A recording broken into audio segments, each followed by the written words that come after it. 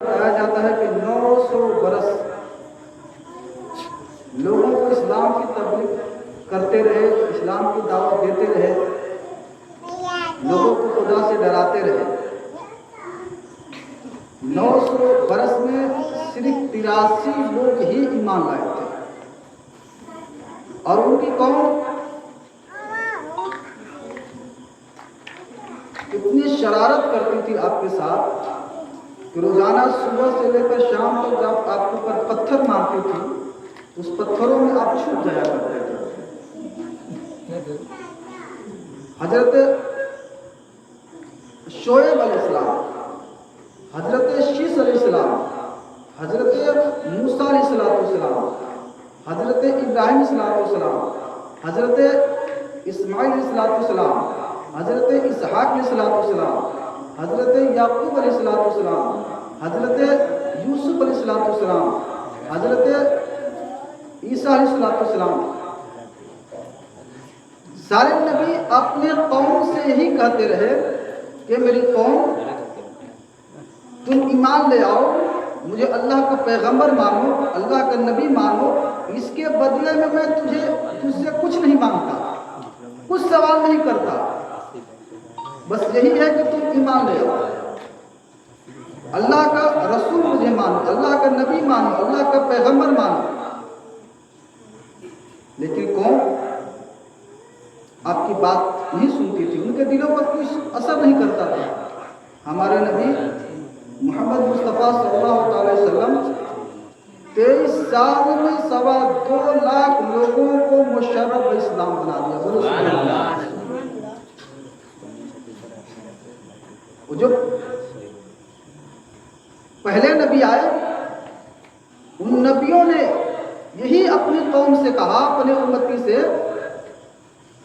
کہ میں تم سے کچھ سوال نہیں کرتا، لیکن جب ہمارے نبی صلی اللہ علیہ وسلم تشریف لے آئے اور آپ نے اپنے قوم کو ایمان کی دعوت دی، راہ ہدایت پر چلنے کی کہا، اسلام کی تبلیغ کی،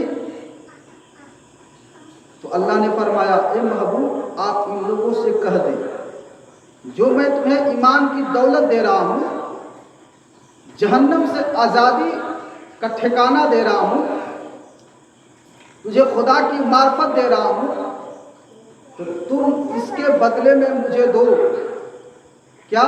قُلْ لَا أَسْأَلُكُمْ عَلَيْهِ أَجْرًا إِلَّا الْمَوَدَّةَ فِي الْقُرْبَىٰ۔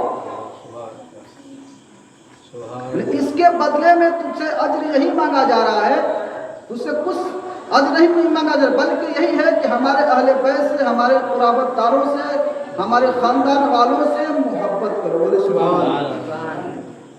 اہل بیت سے پیار کرو، اہل بیت سے عشق کرو، محبت کرو۔ ہم نبی کے در کے کھاتے ہیں، نبی کے دیوے کھاتے ہیں، نبی کے صدقے میں ساری کائنات کو بنایا گیا، حضور کے صدقے میں رب العالمین نے سارے انسانوں کو پیدا فرمایا، ساری مخلوقات کو بنایا۔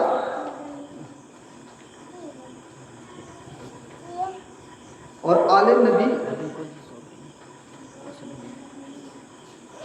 سید کن کو کہا جاتا ہے؟ حدیث پاک میں آیا ہے کہ ایک مرتبہ پیارے آقا صلی اللہ علیہ وسلم اپنے نواسے حضرت امام حسن کو اپنے زانیہ مبارک بیٹھائے تھے، اور کبھی حضور امام حسن کو دیکھ رہے ہیں اور کبھی حضور صحابہ کو دیکھ رہے ہیں۔ حضور نے صحابے کی طرف متوجہ ہو کر فرمایا اے میرے صحابیوں، یہ جو میرا بیٹا حسن ہے مسلمانوں کے 2 گروہ میں فیصلہ فرمائے گا، لڑائی جھگڑا ہونے سے بچا لے گا۔ میرے دوستوں بزرگوں، حضرت امام حسن امام حسین کے بڑے بھائی ہیں۔ امام حسن نے 2 مسلمان گروہ میں فیصلہ فرمایا۔ اب دیکھیں، حضرت عثمان غنی رضی اللہ تعالیٰ عنہ کی شہادت کے بعد صحابہ نے فرمایا کہ خلیفہ کون بنے گا. آپس میں میٹنگ ہوئی, مشورہ کیا گیا. تو حضرت علی نے فرمایا کہ جو تمام مدینہ شریف کے لوگوں کی رائے ہوگی, جیسے ابو بکر صدیق کو خلیفہ چنا گیا, عمر فاروق کو خلیفہ بنایا گیا, عثمان غنی کو خلیفہ بنایا گیا, اسی طریقے سے جس کو ساری قوم سارے لوگ چاہتے ہیں انہیں کو خلیفہ بنایا جائے گا. تو لوگوں نے کہا آپ خلفائے راشدین میں سے ہیں, آپ کا نام 4 یاروں میں سے شمار ہوتا ہے, تو عثمان غنی کے بعد آپ خلیفہ بنیں گے. تو آپ کو خلیفہ بنا دیا گیا. جب آپ خلیفہ بن گئے تو آپ دیکھیں ملک شام حضرت امیر معاویہ رضی اللہ تعالیٰ عنہ رہتے تھے. مدینہ شریف میں عثمان غنی کی شہادت ہوئی. ذرا توجہ سے سنیے گا, جو اختلاف ہوا. دیکھیں حضرت علی رضی اللہ عنہ جب خلیفہ بنے تو 2 جنگیں ہوئی. ایک جنگ کو جنگ جمل کہا جاتا ہے اور دوسرے جنگ کو جنگ صفین کہا جاتا ہے. اب ذرا غور کریں, جب جنگ کا نام آئے اس جنگ میں صحابہ شریک ہوں گے یا تابعین شریک ہوں گے یا مسلمان شریک ہوں گے. لیکن جب غزوہ کا نام آئے گا, جیسے غزوہ بدر, غزوہ احد, غزوہ خندق, غزوہ خیبر, جب غزوہ کا نام لیں گے اس سے پتہ یہ چلے گا اس غزوہ میں صحابہ بھی شریک تھے اور اس غزوہ میں پیارے آقا صلی اللہ علیہ وسلم اور نفس شریک تھے. اس لیے اس کو غزوہ بدر کہا جاتا ہے. لیکن جب جنگ کی بات آئی تو اس میں حضور صلی اللہ علیہ وسلم ظاہری طور پر شریک نہیں تھے, اس لیے اس کو جنگ کہا جاتا ہے. تو امیر معاویہ رضی اللہ تعالیٰ نے مطالبہ کیا حضرت علی سے کہ عثمان غنی کی جس نے شہید کیا ہے, عثمان غنی کو جس نے شہید کیا ہے اس سے بدلہ لیا جائے گا. مولا علی شیر خدا نے فرمایا کہ ٹھیک ہے, قاتل کو تلاشا جا رہا ہے, جیسے مجرم پکڑا جائے گا قصاص لیا جائے گا, بدلہ لیا جائے گا. لیکن بار بار ادھر سے مطالبہ ہو رہا تھا, جو ملک شام کے مسلمان تھے وہ امیر معاویہ کے ساتھ تھے, ان کی بھی یہی خواہش تھی کہ مطالبہ اس کا بدلہ لیا جائے جس نے عثمان غنی کو شہید کیا. بڑی بے دردی کے ساتھ عثمان غنی کو مدینہ شریف کی سرزمین پر شہید کیا گیا تھا. 40 دن تک آپ کا پانی کھانا بند کر دیا گیا تھا. اس طریقے سے شہادت ہوئی تھی. بات یہ ہے کہ مولا علی شیر خدا رضی اللہ تعالیٰ علم کے دروازہ ہے, باب العلم ہے. آپ نے فرمایا کہ تحقیق کی جا رہی ہے, ایسے کس مسلمان کو پکڑ کر قتل کر دیا جائے گا, بہت بڑا گناہ ہوگا. المختصر قاتل کا پتہ نہیں چل پایا. جب مولا علی شیر خدا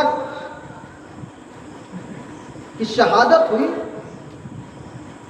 جب آپ کا آخری وقت چل رہا تھا, تو لوگوں نے کہا کہ علی ہم لوگ چاہتے ہیں کہ آپ کے بعد آپ اپنی جگہ پر امام حسن کو خلیفہ بنا دیں. مولا علی شیر خدا نے فرمایا کہ نہیں, کیونکہ جب حضور صلی اللہ علیہ وسلم کا آخری وقت تھا تو میں حضور کے پاس موجود تھا, اور ہم لوگوں نے سوال کیا رسول اللہ آپ کے بعد خلیفہ کون ہوگا, آپ کے بعد آپ کا جانشین کون ہوگا. تو حضور نے فرمایا کہ قوم کے اوپر چھوڑ دیا جا رہا ہے, مدینہ والے جسے چاہیں گے اسے خلیفہ بنائیں گے. تو مولا علی شیر خدا نے فرمایا کہ میں لوگوں کے حوالے کر دے رہا ہوں, لوگ جس کو چاہیں خلیفہ بنائے. مولا علی شیر خدا رضی اللہ عنہ شہادت ہو گئی تو لوگوں میں یہ رائے ہوئی کہ حضرت امام حسن کو خلیفہ بنا دیا جائے. اب مدینہ والے, مکہ والے حضرت امام حسن مصطفیٰ رضی اللہ تعالیٰ عنہ کے دست مبارک پر بیعت ہو گئے اور انہوں نے ان کو اپنا خلیفہ بنا لیا. لیکن ملک شام کے لوگ امیر معاویہ کو اپنا خلیفہ بنا لیا. ایک ہی دور میں 2 خلیفہ ہو گئے. اب معاملہ یہ ہو گیا पहला मामला यह था उस्मान गनी की शहादत हुई थी, अभी उसका बदला नहीं लिया गया था। फिर उसके बाद मौला अली शेर खुदा की शहादत हो गई। ऐसे मुसलमान कश्मकश में थे और मौला अली शेर खुदा की शहादत कहाँ हुई? कूफा की सरजमीन पर, क्योंकि मौला अली शेर खुदा ने जो दारुस सल्तनत बनाया था, कूफा की सरजमीन को बनाया था, वहीं आप रहते थे, वहीं से आप खिलाफत करते थे। कभी मदीना शरीफ आते थे और कभी कूफा जाते थे। अब कूफा बसाया हुआ किसी और का नहीं है बल्कि मौला अली शेर खुदा का है। अब देखिए, मौला अली शेर खुदा ने कूफा को बसाया, कूफा एक बस्ती आबाद की, वहाँ पर लोगों को बसने का हुक्म दिया। तो अब देखिए कूफा वालों ने क्या सिला दिया बसने का? मौला अली शेर खुदा की शहादत कर शहीद कर दिया। आप जामे शहादत नोश फरमा चुके। अब कुछ मुसलमान इमाम हसन के साथ हैं, कुछ मुसलमान अमीर माविया के साथ हैं। अब लोग आपके दुश्मन बन गए। कौन दुश्मन बने? जो मौला अली शेर खुदा का दम भरते थे, जो मौला अली शेर खुदा के चाहने वाले थे। और ये कह रहे थे कि हसन आप अमीर माविया से जंग करें, उनसे लड़ाई करें। इमाम हसन ने फरमाया मैं लड़ाई करूंगा, जंग करूंगा। किस वजह पर जंग करूंगा? क्योंकि अमीर माविया भी मुसलमान है, हुजूर के सहाबी हैं, हुजूर से मोहब्बत करते हैं। किस वजह पर, किस बिना पर जंग किया जाएगा? अब जो इमाम हसन के साथ थे वही इमाम हसन के दुश्मन बन गए। इमाम हसन कूफा आए, कूफा में भी लोग आपको जीना मुश्किल कर दिए। फिर इमाम हसन मदाइन गए।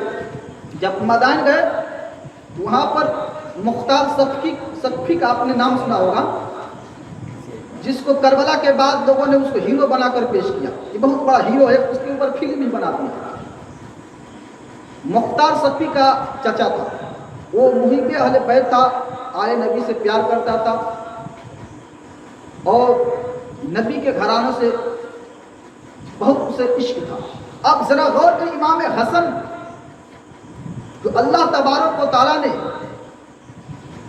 हुजूर का शबीह बनाया, यानी इमाम हसन हुजूर के सर से लेकर कमर तक शबीह थे और कमर से लेकर पैर तक इमाम हुसैन शबीह थे। बोले सुभान अल्लाह। अब देखें, पहली मर्तबा उमर फारूक रजी अल्लाह ताला अन्हु के दौर में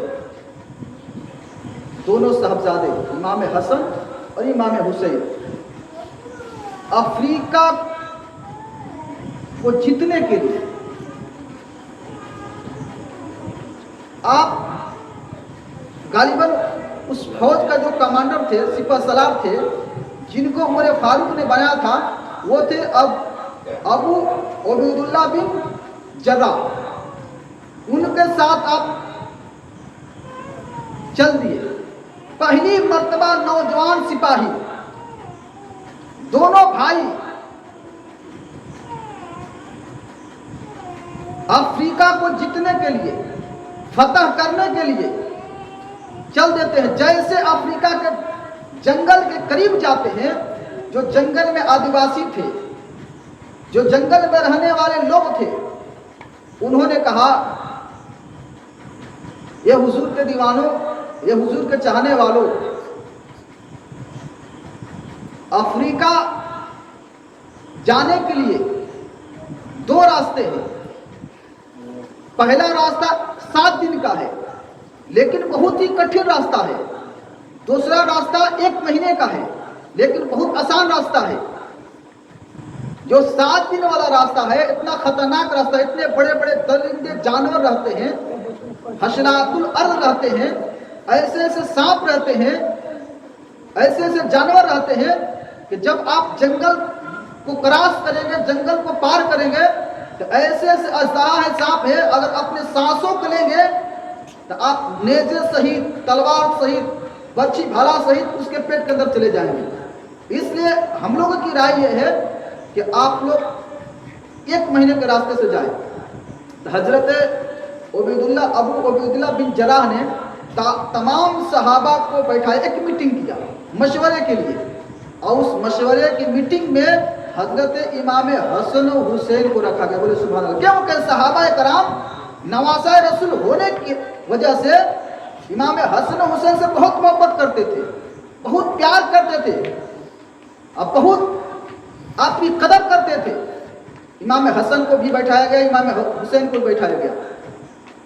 जो सिपह सलार थे उन्होंने कहा, ए मुसलमानों, हमने इसलिए आप लोगों की बैठक बैठाई है कि एक हफ्ते का जो रास्ता है उस रास्ते में जंगली जानवर हैं, दरिंदे हैं, खतरनाक जहरीले सांप वगैरह हैं, तो हमें तकलीफ पहुंचाएंगे और हम लोगों को जाना मुश्किल है। 1 महीने का जो रास्ता है ये आसान रास्ता है, लेकिन हम लोगों के पास सिर्फ खाने पीने के इंतजाम 1 महीने का है।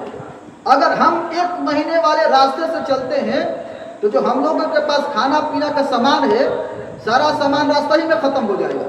और फिर दूसरी बात कि रास्ते को तय करना है, फिर सिपाही थक जाएंगे, कमजोर हो जाएंगे। फिर जब वहां पहुंचेंगे हम अफ्रीका तो फिर मुल्क को कैसे फतह कर पाएंगे? तो इसमें आप लोगों को क्या राय है? तो इमाम हसन खड़े हुए, आपने फरमाया, वो सिपह सलार, अगर आप हमारा मशवरा को माने तो मैं एक बात कहना चाहता हूं। तो सहाबा करम बड़ी आपकी कदर करते थे। अबू उबैदुल्लाह बिन जर्राह कहते हैं कि वो साहबजादे फरमाइए क्या कह रहे हैं? आपने फरमाया कि हमारी राय यही है कि हम 1 हफ्ते वाले रास्ते को तय करें। तो आपने फरमाया कि साहबजादे, आपने सुना इन आदिवासियों से, इन्होंने कहा कि जंगली जानवर है, दरिंदे हैं, नुकसान पहुंचाएंगे, हम पार नहीं कर सकते जंगल को। इमाम हसन ने फरमाया, वो सिपह सलार, अगर हमारी बात माने तो हम इसी रास्ते को तय करते हैं। अब देखते हैं कि अल्लाह तबारक व तआला अपनी कुदरत से क्या करिश्मा इस जंगल में दिखाता है। बोले सुभान अल्लाह। इमाम हसन वहां पर एक करामत दिखलाई। ए लोगों, इमाम हसन को मानने वालों, अहले बैत से मोहब्बत करने वालों, आले नबी से इश्क करने वालों, अब जरा गौर करो। इमाम हसन एक कुटनी पर सवार होते खड़े हो जाते हैं और जंगली जानवर की तरह मुखातब होकर फरमाते हैं, वो अफ्रीका के जंगल में रहने वाले दरिंदों, ये अफ्रीका के जंगल में रहने वाले हशरातुल अर्द, कान खोलकर सुन लो। जो मुझे जानता है जान ले, जो मुझे नहीं जानता वो भी जान ले। मैं हसन बिन अली हूँ, मैं नवासाए रसूल हूँ। हम इस जंगल को तय करना चाहते हैं, हम जंगल में से को पार करना चाहते हैं और अफ्रीका को फतह करना चाहते हैं। जो ही आपने ये आवाज लगाई, जितने जंगली जानवर थे जंगल से निकल कर बाहर निकलना शुरू कर देते हैं। कुछ देर के बाद जंगल खाली हो गया, सन्नाटा हो गया। इमाम हसन ने फरमाया कि अब जंगल खाली हो चुका है, आप लोग इस जंगल को पार करें। पहली मर्तबा इमाम हसन हुसैन जंग में शरीक हुए थे।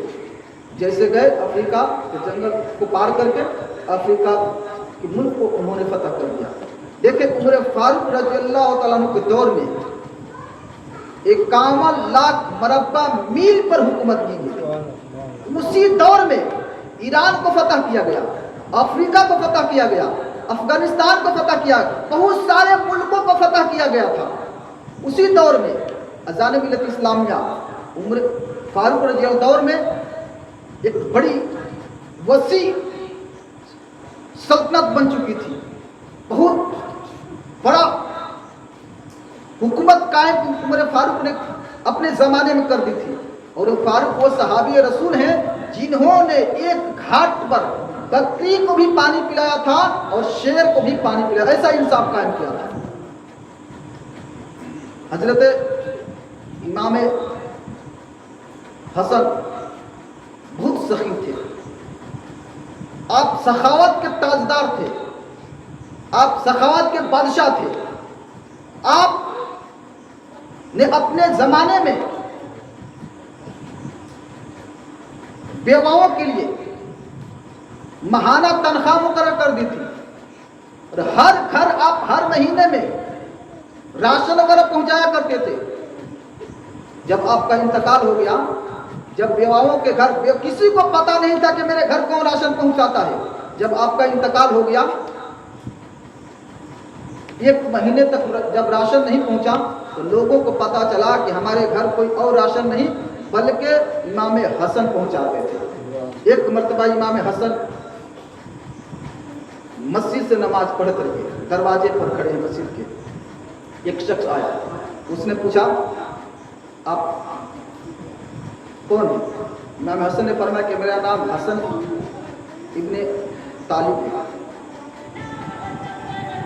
اس نے کہا وہ حسن تمہارے اوپر لعنت، تمہارے باپ علی کے اوپر لعنت، توبہ استغفر اللہ۔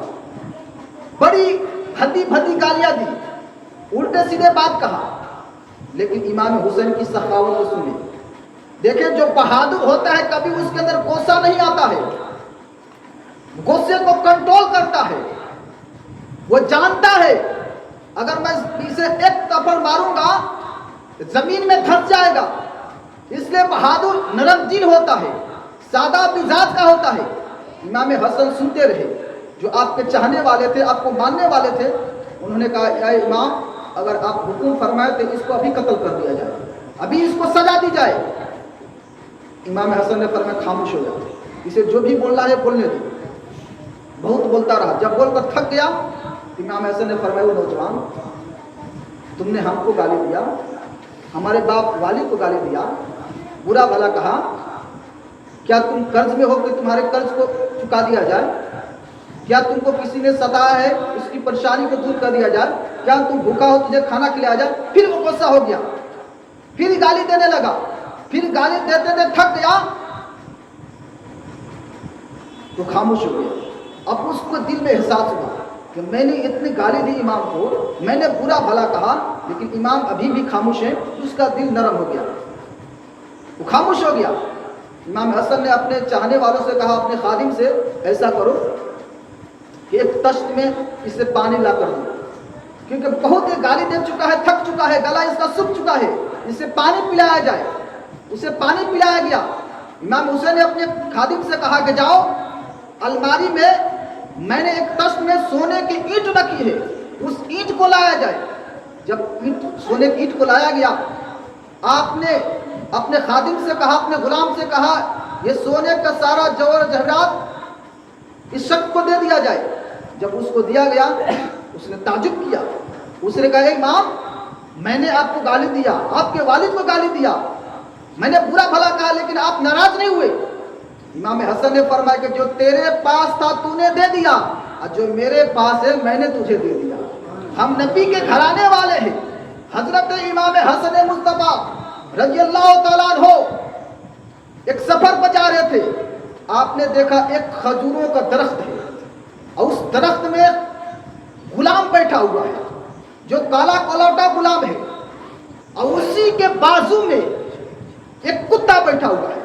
وہ شخص ایک ہاتھ سے روٹی کا ٹکڑا توڑتا ہے، خود کھاتا ہے، کتے کو کھلاتا ہے، خود کھاتا ہے، کتے کو کھلاتا ہے۔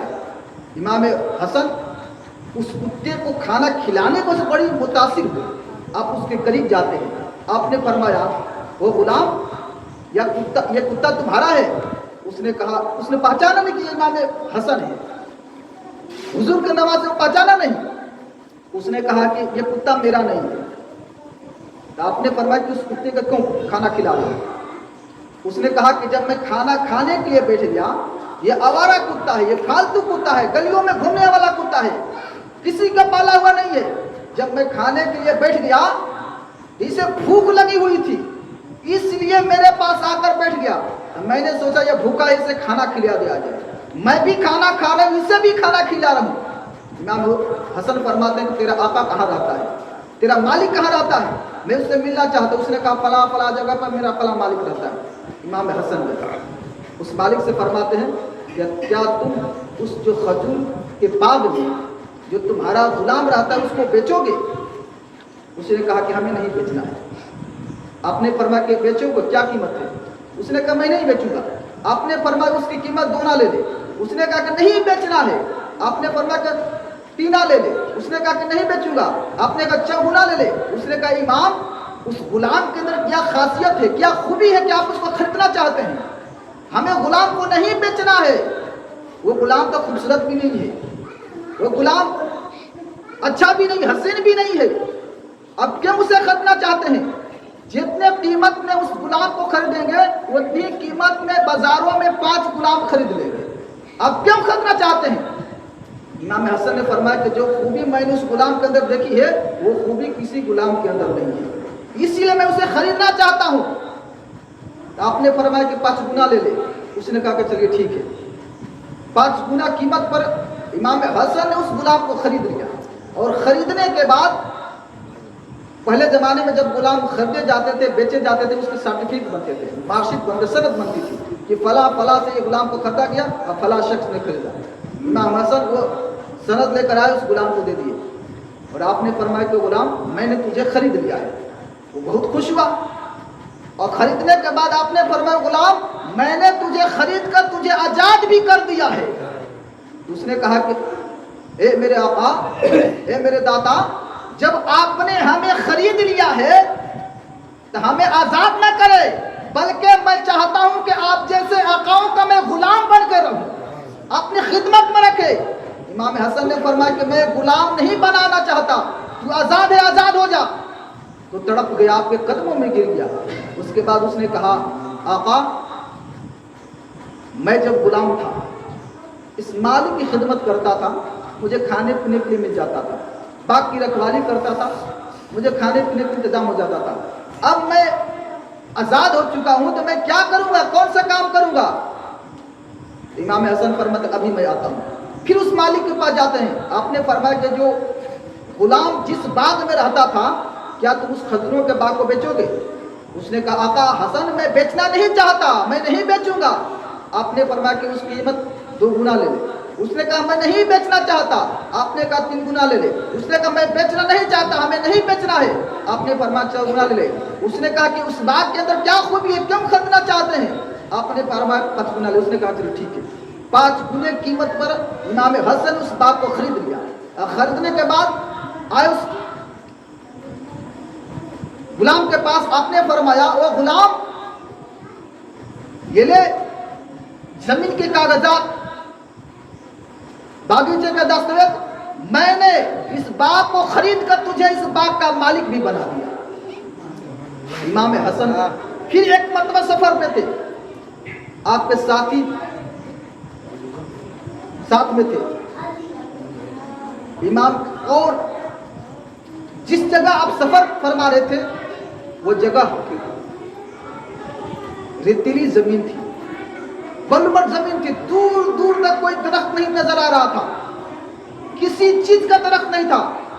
इमाम हसन ने अपने हवारियों से कहा, अपने चाहने वालों से कहा, अपने गुलामों से कहा कि तुम लोग खजूर खाना चाहते हो? तो लोगों ने कहा आका हसन यहाँ खजूर कहाँ मिलेगा, दूर दूर तक कोई दरख्त नजर नहीं आता। आपने फरमाया अगर खाना चाहते हो तो मैं खिला दूंगा, अल्लाह की मर्जी से खिलाऊंगा। इमाम हसन ने दुआ फरमाई, उसी जमीन पर एक खजूर का दरख्त निकला, बड़ा हो गया, उसके अंदर फल लटक गए, फिर खजूर भी पक गए, फिर सारे लोगों ने शिकम शेर होकर खाया। बोले सुभान अल्लाह। हकीकत में वो खजूर जो थे दुनियावी खजूर नहीं थे, अल्लाह तबारक व तआला ने इमाम हसन के सदके में जन्नत से खजूर भेजा था।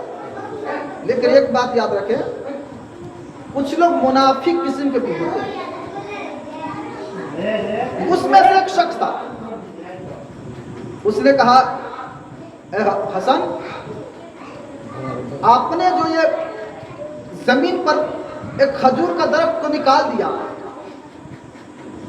और उसमें खजूर भी निकल आए, लोगों ने खा भी लिया, हमें लगता है कि जादू है। इमाम हसन जलाल में आ गए, अपने फरमाया कि देखो हमने जादू नहीं दिखाया, बल्कि अल्लाह तबारक व तआला ने हमारे नाना जान को जो मुअजिज़ा दिया था, हम उनके नवाज से मुअजिज़े को करामत में तब्दील करके बताते हैं। तू बार बार जादू कहता रहता, आपको गुस्सा आया। आपने फरमाया मौला अगर ये शख्स झूठा है इस शख्स को कुत्ता बना दे। फिर वो कुत्ता बन गया, भौ भौ करने लगा। अब कुत्ता बनकर जब अपने घर आया तो अपने घर पर जाकर दरवाजे पर घों करने लगा। उसकी बीवी उसकी बीवी को क्या पता था कि मेरा शोहर कुत्ता बन चुका है बददुआ से, उसे पता नहीं था। वो अपनी बीवी को समझाने की कोशिश कर रहा था कि मैंने इमाम हसन के शान में गुस्ताखी की और मुझे कुत्ता बना दिया गया। बार बार कोशिश कर रहा था, लेकिन बीवी कहाँ समझ रही है कुत्ता है, वो सदैव कुत्ता है जो आमतौर पे कुत्ते होते। बार बार घर में घुसने की कोशिश कर रहा था। बीवी ने एक डंडा लिया और बड़ी मारा उसको, बड़ी पीटा, जख्मी कर दिया। जब जख्मी हो गया फिर दौड़ते दौड़ते इमाम हसन के पास आया। इमाम हसन के आगे पीछे चल रहा था, आंखों से आंसू निकल रहे थे। आपके गुलामों ने कहा आका हसन इसे माफ कर दे, क्योंकि अपनी गलती पर आदमी में शर्मिंदा है। इमाम हसन ने अल्लाह की बारगाह में दुआ की, फिर वो इंसान बन गया। अजान मिलत इस्लामिया जो अहले नबी से आले नबी से प्यार करते हैं उनका बेड़ा दोनों जहां में पार हो जाता है, और जो आले नबी की गुस्ताखी करते हैं वो यहाँ भी नाकाम होते हैं और जन्नत भी नाकाम हो जाएंगे। कहीं उनका जो है छुटकारा नहीं होने वाला है। अजान दे दिया जाए, उसके बाद है मैं आखिरी बात करते अपनी तकरीर खत्म करूँगा। जमीन पर शिकवे हिस्सा मकाम है कि नहीं, खुदा के बाद मोहम्मद का नाम है कि नहीं, ज़माने वाले ये बता कर मुझे आगे बढ़े, नबी के हक में दरूद व सलाम है कि नहीं। अज़ान मिलत इस्लामिया हज़रत इमाम हसन जब कूफा तशरीफ़ ले आए तो वहाँ पर लोग आपके दुश्मन बन गए। आपने सोचा कि मैं मदाइन जाऊँ, वहाँ गए तो वहाँ पर मुख्तार सक़फ़ी था। उसने अपने चचा से कहा कि चचा अमीर माविया ने अपने जासूसों को छोड़ा है, जो इमाम हसन को गिरफ्तार करके मेरे पास लाएगा उसको बहुत ज़्यादा इनाम दिया जाएगा, इसलिए दूसरा इनाम क्यों लेगा, हम ही इनाम ले लेते हैं। देखिए मुख्तार सक़फ़ी जो था बहुत रंग बदलता, एक बात पर नहीं रहता था, कभी कुछ कहता था कभी कुछ कहता था, बदलते रहता था। आप देखें वो ना अली का साथ दिया ना इमाम हसन का साथ दिया, और जब करबला में इमाम हुसैन गए तो मुख्तार सफ़ी का कोई नामो निशान नहीं था, वहाँ भी साथ नहीं दिया। लेकिन जब करबला खत्म हो तो हीरो बन के खड़ा, हम बदला लेंगे इमाम हुसैन का। अब जरा गौर कैसे वो गद्दारी कर रहा है इमाम हसन के साथ। उसने अपने चाचा से कहा चाचा अमीर माविया ने अपने जासूसों को छोड़ा है कि जो भी इमाम हसन को गिरफ्तार करके हमारे पास लाएगा तो हम उसको इनाम देंगे, इसलिए हम चाहते हैं कि इनको गिरफ्तार करके अमीर माविया के हवाले कर दे। तो चचा ने कहा बदबख्त, आले नबी से तुम्हें प्यार नहीं मोहब्बत नहीं है, और दावा करता है कि आले नबी से मोहब्बत करते हैं और इनको गिरफ्तार करने की बात करता है। बदबख्त हमारे इलाके से निकल जा, वरना तुझे कत्ल कर दिया जाएगा, तुझे मार डाला जाएगा। अज़ान मिलत इस्लामी अब जरा गौर करें, इमाम हसन का वो कमाल है कि मौला अली शेर खुदा की मौजूदगी में मौला अली के हुक्म से कभी कभी इमाम हसन भी फैसला फरमा दिया करते थे। एक शख्स को लाया गया कुफा की सरजमीन पर, उसके हाथों में छुरी तलवार चाकू है और चाकू से खून टपक रहा है, पूरे जिस्म में खून लगा हुआ है, कई लोग उसे पकड़ कर लाए हैं। तो मौला अली शेर खुदा ने फरमाया हसन तुम फैसला फरमा दो। इमाम हसन आगे बढ़े। इमाम हसन ने फरमाया क्या बात है। लोगों ने कहा आका हसन इस शख्स ने एक हमारे आदमी को कत्ल कर दिया है, इसको हम लोगों ने देखा कि लाश सामने मौजूद है, हाथों में छुरी है, छुरी से खून टपक रहा है, जिस्म के ऊपर भी खून लगा हुआ है, इसलिए हम लोगों ने इसे पकड़ लिया, गिरफ्तार कर लिया, यही कातिल है। इमाम हसन ने फरमाया वो शख्स क्या तुमने कत्ल किया है? उसने कहा हाँ मैंने कत्ल किया है। इमाम हसन ने कहा कि सोच लो, 3 बार तुझसे पूछा जाएगा, अगर तीनों बार तुमने हाँ कह दिया, जुर्म कबूल कर लिया, तो तुझे भी कत्ल कर दिया जाएगा, सजा दिया जाएगा। उस शख्स ने कहा कि हसन आका हसन मैंने ही कत्ल किया है। फिर आपने कहा तीसरी बार पूछ रहा तुमने कत्ल किया है, अगर कोई सबूत पेश कर सकता है, कोई गवाह पेश कर सकता है, कोई निकलने का रास्ता निकाल सकता है तो बता दे। तीसरी बार उसने कहा दे कि हाँ मैंने कत्ल किया है। जो ही उसने तीसरी मर्तबा जुर्म कबूल किया, एक शख्स दौड़ते हुए हाँफते हुए कांपते हुए इमाम हसन के पास आया। उसने कहा आका हसन मैंने कत्ल किया उस शख्स को, अब तो पहले एक आदमी कत्ल किया था, अब दूसरा शख्स सामने आ गया, कहा कि मैंने कत्ल किया है। इमाम हसन ने फरमाया कि तुमने कत्ल किया, ये कह रहा है कि मैंने कत्ल किया, तुम कर मैंने कत्ल किया है। उसने कहा कि दरअसल बात यही है कि जिसकी कत्ल की गई है, जिसको कत्ल किया गया है, मारा गया है, वो शख्स बहुत बड़ा ताजिर था, कूफा में आया तिजारत करने के लिए, अपने सामान बेचने के लिए, बहुत अमीर ताजिर था। तो मैं उसका पीछा करता रहा, उसने सब अपने माल को बेच दिया, काफी उसके पास रकम हो गई, तो मैंने मौका पार कर उसको कत्ल कर दिया। इसलिए मैंने कत्ल किया, मैं नहीं चाहता कि एक गुनाह शख्स को कत्ल कर दिया जाए, सजा दिया जाए। मैंने कत्ल किया इसलिए मुझे सजा दिया जाए। उस शख्स ने कहा जिसके हाथों में छुरी, जिसके जिस्म के ऊपर कपड़ों का बखुल लगा हुआ था, उसने कहा आका हसन, बात यह है कि मैं कसाई का काम करता हूँ। मैं एक जानवर को ज़बह करके मैं वापस लौट रहा था, अपने घर जा रहा था, जो मुझे रकम मिला था जमा करने का, जमा कराई, वो पैसा लेकर मैं जा रहा था। तो एक जंगल को देखकर, एक सुनसान जगह को देखकर मुझे कजा हाजत करनी थी, पेशाब करने के लिए जब मैं खड़ा हुआ, और जो ही मैं पेशाब करने लगा तो मुझे पता नहीं तो झाड़ी में लाश फेंका गया है, किसी को मर्डर करके कत्ल करके उसमें फेंका गया है। जो ही मैं इस्तिंजा करने के लिए बैठा तो कुछ लोग लाश ढूंढते आ रहे थे। अब मुझे पाया कि मेरे हाथों में छुरी है, खून टपक रहा है, जिस पर खुद भी लगा हुआ है। इन लोगों ने मुझे पकड़ लिया। अब मेरे पास कोई गवाह भी मौजूद नहीं था, मैं कोई निकलने का रास्ता भी नहीं था मेरे पास कि मैं कैसे इस रास्ते से निकल पाऊं, क्योंकि अगल बगल कोई आदमी नहीं था कि जिससे मैं कह सकूं कि मेरे खिलाफ गवाही दे। इसलिए मैंने सोचा कि जुर्म कबूल कर लिया जाएगा, जुर्म कबूल नहीं करूंगा तो मुझे मारा जाएगा, पीटा जाएगा, जख्मी किया जाएगा, अब मुझसे जुर्म कबूल करवाया जाएगा। तो ऐसी मौत से मरने से क्या बेहतर है कि बेगर सजा के, बेगर जरकोब के, बेगर मारपीट के हम कत्ल हो जाए। उसे भी मरना था, ऐसे भी मरना था। तो इमाम हसन ने फरमाया कि दोनों को बरी कर दिया। बोले सुभान अल्लाह, दोनों को बरी कर दिया जाए। मौलाना शेर खुदा वहीं मौजूद थे, अपने फरमाया हसन ये कैसा फैसला है, दोनों को छोड़ दिया जाए। इमाम हसन ने फरमाया कि मैंने कुरान से फैसला किया है। बोले सुभान अल्लाह। अल्लाह तबारक व तआला कुरान मुक़द्दस में फरमाता है कि जब एक जान बचाई जाती है तो अल्लाह तबारक व तआला एक जान बचाने के एवज में पूरे इंसानियत की जान को बचा लेता है, क्योंकि इस कसाब ने उस भाई की जान बचाई, उस भाई ने इस भाई की जान बचाई, इसलिए दोनों ने एक दूसरे की जान बचाई, तो गोया किसने पूरे इंसानियत की जान बचा ली। मेरे दोस्तों बुजुर्गों, इमाम हसन का जो फैसला होता था ना, बड़ी निराली फैसला होता था, बड़ी सही अंदाज में फैसला फरमाते थे। अज़ान मिल्लत इस्लामिया आपकी शहादत अब कैसे होती है, इंशाअल्लाह आपकी शहादत बयान करूंगा आज। आप कल से इमाम हुसैन शहीद करबला रज़ियल्लाहु अन्हु सवाने हयात और आपके दास्तान चलेंगे। अज़ान मिल्लत इस्लामिया जब आप कुफा में थे तो एक शख्स आया। वो कौन था? वो कहते थे हम अली से मोहब्बत करते हैं, वो कहते थे अहले बैत से मोहब्बत करते। वही शख्स आया और वो क्या चाहते थे कि हसन और अमीर मुआविया में जंग हो जाए। अब जंग से कोई फायदा नहीं होता, क्योंकि दोनों तरफ मुसलमान थे, इधर भी मुसलमान उधर भी मुसलमान। जंग होती, जंग सिफीन में क्या हुआ, जंग जबल में क्या हुआ, अब्दुल्ला बिन जुबैर मारे गए, बड़े बड़े जनरल कदर साहबा शहीद हो गए उस जंग में। दोनों तरफ से शहीद हुए थे मुसलमान, दोनों मुसलमान थे। हालांकि उस जंग में, जंग सिफीन, जंग जबल में अली हक पर थे। कौन था हक पर?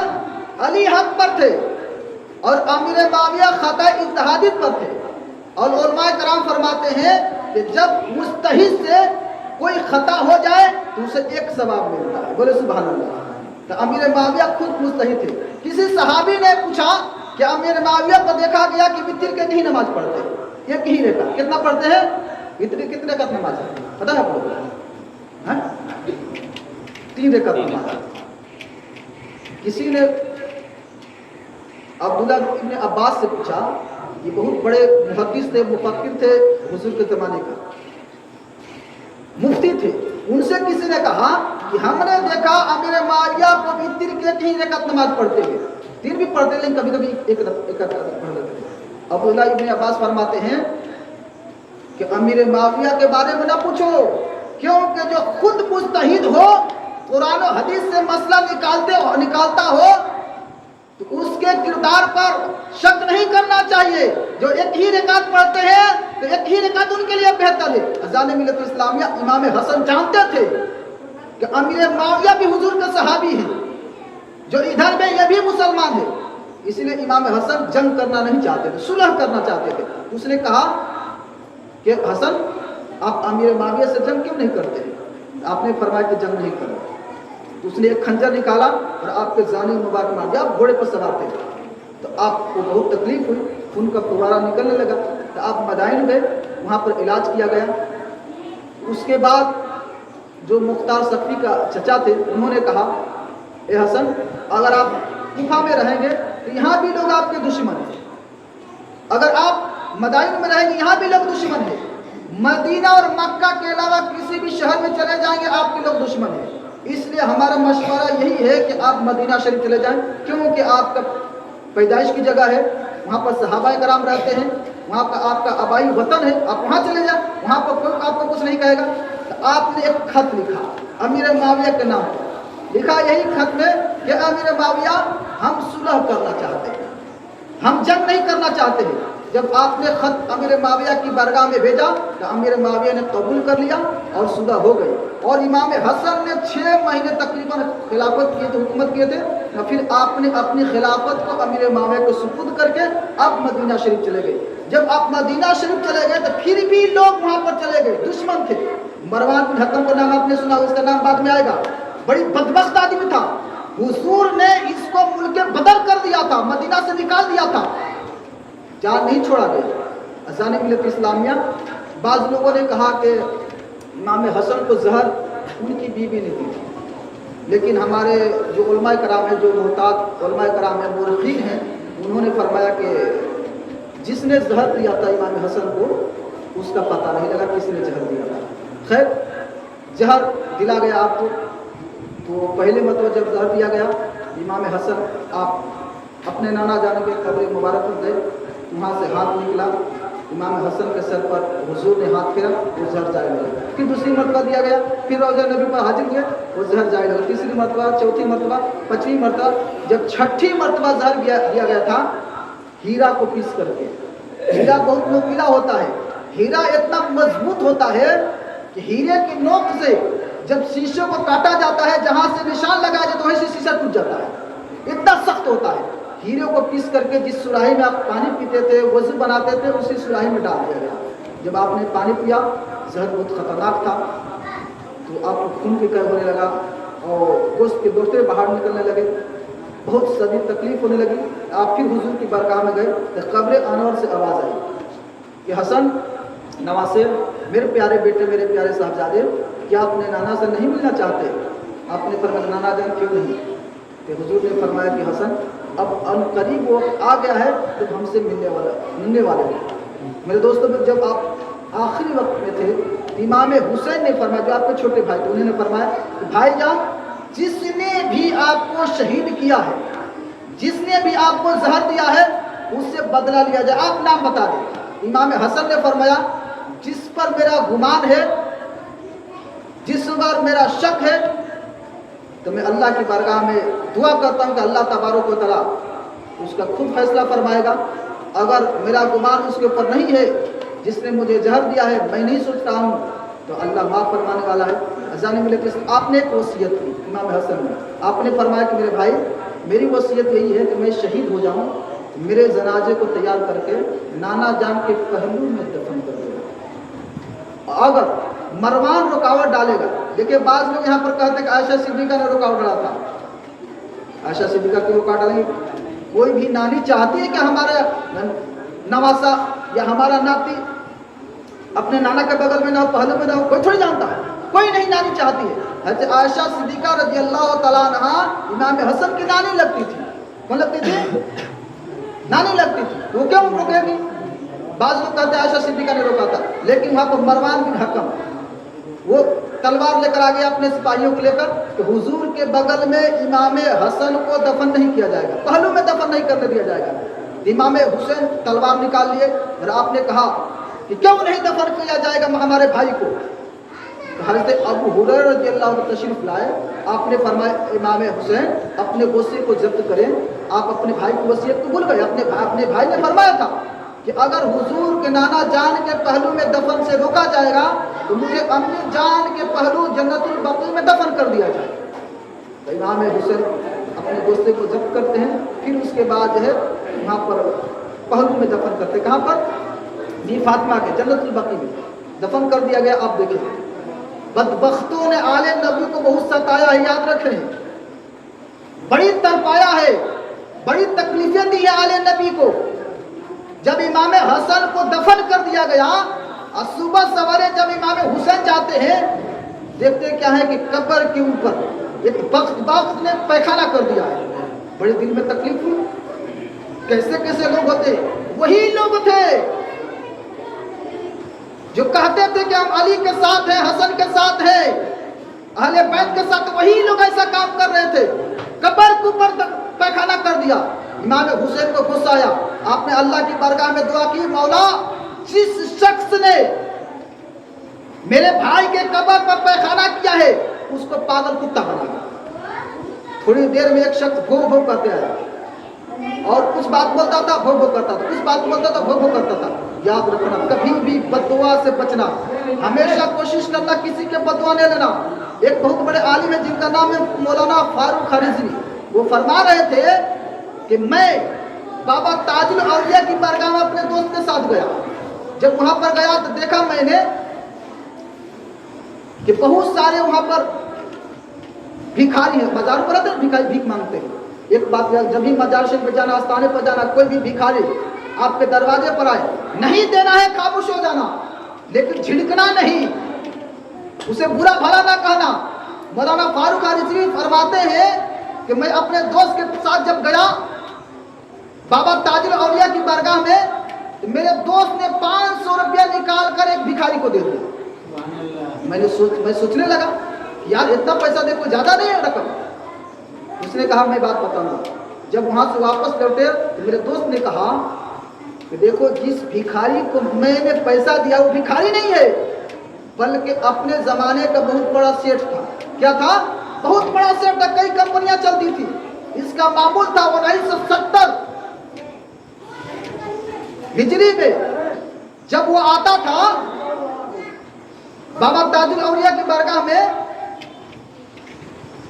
1970 ईस्वी में जब आता था बाबा ताजुल औलिया की बारगाह में, तो हर भिखारी को लाइन में खड़ा करके 5-5 रुपया देता था। कितना देता था? 5-5 रुपया देता था। लेकिन एक दिन क्या हुआ, जो मुजावर थे वो भी उसके चाहने वाले थे, क्योंकि मुजावर भी पैसा देता था। तो मुजावर क्या करता था, हर भिखारी को लाइन में खड़ा कर देते थे और सबको 5-5 रुपया देता था। एक दिन बहुत सारा रकम, बहुत सारा पैसा लेकर आया, सारे भिखारी को दे रहा था। एक भिखारी सामने आया, इसने कहा सेठ ने कि तुमने पैसा ले लिया है। उसने कहा कि बाबू हमने पैसा नहीं लिया है, हमारे शक्ल का कोई दूसरा होगा वो पैसा ले लिया होगा। उसने कहा कि ना तुमने ले लिया है। सेठ बार बार कहता ले लिया, उसने कहा बार बार मैं नहीं लिया हूँ। अब सेठ को गुस्सा आ गया, उसने एक तमाचा लगाया भिखारी को। किसको लगाया? एक तमाचा लगाया। पता नहीं बाबा ताजुल औलिया के बारगाह में भिखारी की शक्ल में था, कौन था।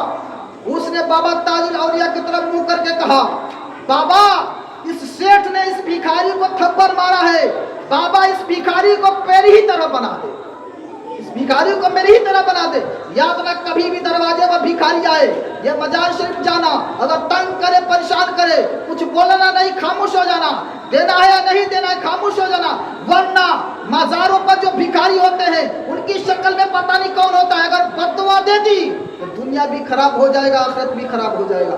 इसलिए कभी भी बददुआ लेने से बचना, कोई भी बददुआ ना दे। अल्लाह तबारक व तआला हम लोगों को आले नबी से, अहले बैत से मोहब्बत करने की तौफीक अता फरमाए। इंशाअल्लाह हम लोग कल जो है इमाम हुसैन शहीद करबला रज़ियल्लाहु अन्हु के दास्तान पढ़ेंगे, सुनेंगे। अल्लाह तबारक व तआला इसी तरीके से ज़िंदगी हम लोगों को इमाम हसन हुसैन से, आले नबी से मोहब्बत करने की तौफीक अता फरमाए। याद रखना, जो हुसैन अपने ज़माने में अपने गुलामों के ऊपर इतना सखावत करते थे, تھے کہ سارے غلاموں کو عطا فرما دیتے تھے. وہ حسن مصطفیٰ آج بھی ہم ان کی محفل سجا کر بیٹھے ہوئے ہیں. اگر صدق دل سے امام حسن کے وسیلہ سے اللہ رب العزت کی بارگاہ میں دعا کریں گے, مولا کریم اہل نبی کے صدقے میں, آل نبی کے صدقے میں, اہل بیت کے صدقے میں, شہداء کربلا کے صدقے میں ہم لوگوں کی دعاؤں کو ضرور قبول فرمائے. جتنے لوگ بیٹھے ہیں مولا کریم, ہم اللہ کی بارگاہ میں دعا کرتے ہیں کہ ہم لوگوں کی ایمان و عقیدے کی حفاظت عطا فرمائے. ایمان سب سے بڑی دولت ہے. اس کے بعد اللہ تبارک و تعالی ہم لوگوں کو دنیا آخرت میں کامیابی عطا فرمائے, مال و رزق میں برکت عطا فرمائے, جان و مال عزت و آبرو کی حفاظت عطا فرمائے. لوگوں حسینی بنو, سچا حسینی بنو, ایسا حسینی بنو جیسا صحابہ کرام امام حسین سے محبت کرتے تھے, اولیاء کرام بزرگان اور علماء کرام جس طریقے سے محبت کرتے اسی طریقے سے محبت کریں. اللہ تبارک و تعالیٰ اس کاوش کو, اس نیک کام کو اپنی بارگاہ میں قبول کرنے. پڑھیے لا الہ الا اللہ محمد رسول اللہ صلی اللہ علیہ وسلم. السلام علیکم و رحمۃ اللہ وبرکاتہ.